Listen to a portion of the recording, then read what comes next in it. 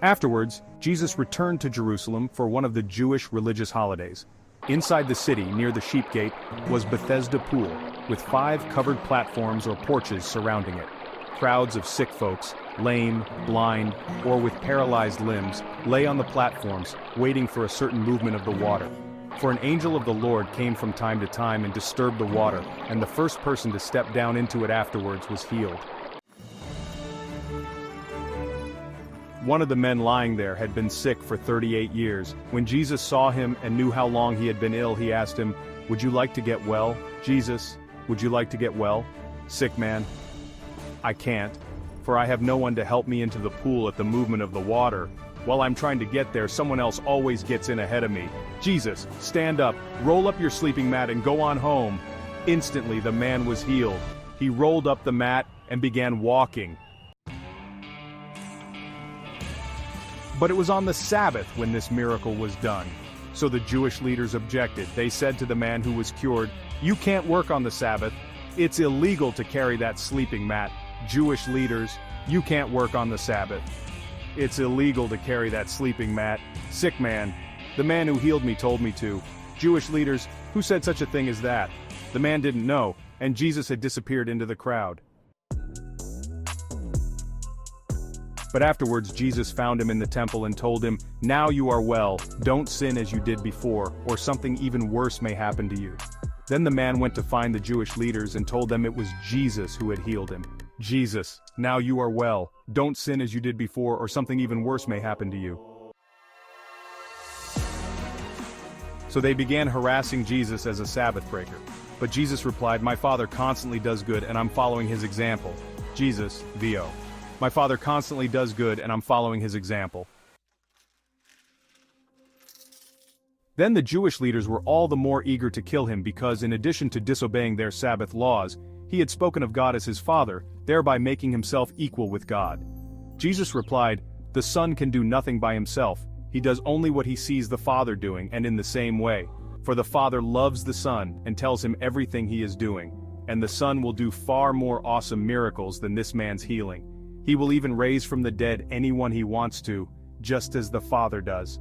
And the Father leaves all judgment of sin to his Son, so that everyone will honor the Son, just as they honor the Father. But if you refuse to honor God's Son, whom he sent to you, then you are certainly not honoring the Father." Jesus, VO.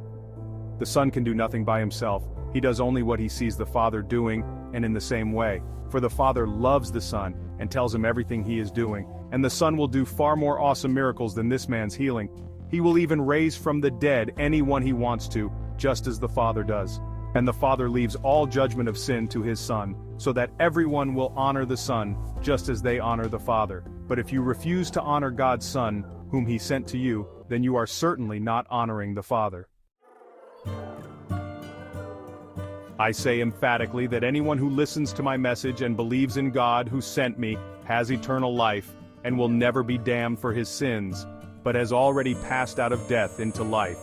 And I solemnly declare that the time is coming, in fact, it is here, when the dead shall hear my voice, the voice of the Son of God, and those who listen shall live.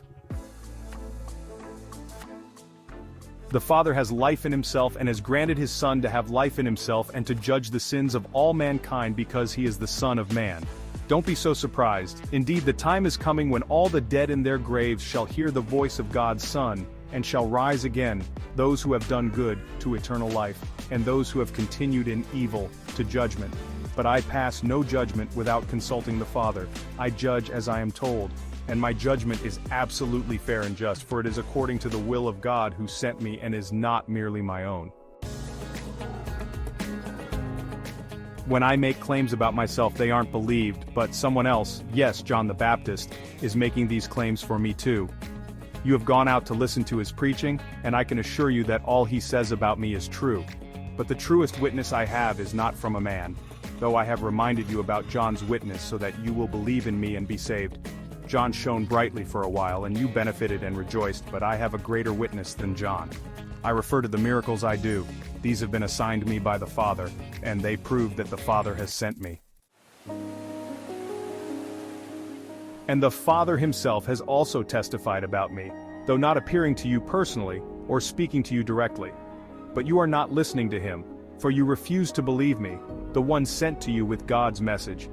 You search the scriptures, for you believe they give you eternal life, and the scriptures point to me, yet you won't come to me so that I can give you this life eternal.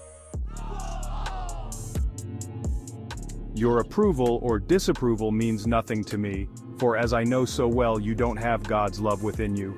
I know because I have come to you representing my Father and you refuse to welcome me, though you readily enough receive those who aren't sent from him but represent only themselves. No wonder you can't believe, for you gladly honor each other, but you don't care about the honor that comes from the only God. Yet it is not I who will accuse you of this to the Father, Moses will, Moses on whose laws you set your hopes of heaven. For you have refused to believe Moses. He wrote about me, but you refuse to believe him, so you refuse to believe in me. And since you don't believe what he wrote, no wonder you don't believe me either.